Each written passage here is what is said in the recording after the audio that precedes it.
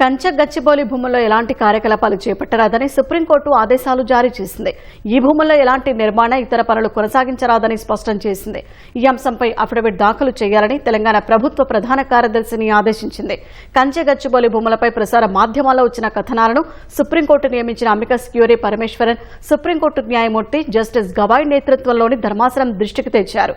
ఈ అంశంపై విచారణ చేపట్టిన ధర్మాసనం కంచె గచ్చిబౌలి భూములను పరిశీలించి గురువారం మధ్యాహ్నానికి నివేదిక ఇవ్వాలని తెలంగాణ హైకోర్టు రిజిస్ట్రార్ను ఆదేశించింది. ఈ మేరకు రిజిస్ట్రార్ నివేదిక పంపగా అందులోని వివరాలను పరిశీలించిన ధర్మాసనం కంచె గచ్చిబౌలి భూముల్లో చేపట్టిన కార్యకలాపాలపై ఆశ్చర్యం వ్యక్తం చేసింది.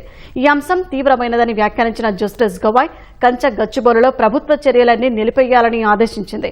ఈ కేసులో తెలంగాణ ప్రభుత్వ ప్రధాన కార్యదర్శిని ప్రతివాదిగా చేర్చిన ధర్మాసనం అత్యవసరంగా నిర్మాణ కార్యకలాపాలు చేపట్టాల్సిన అవసరం ఎందుకు వచ్చిందని ప్రశ్నించింది. అన్ని వివరాలతో అఫిడవిట్ దాఖలు చేయాలని ఆదేశించింది. తదుపరి విచారణ ఈ నెల 16కు వాయిదా వేసింది.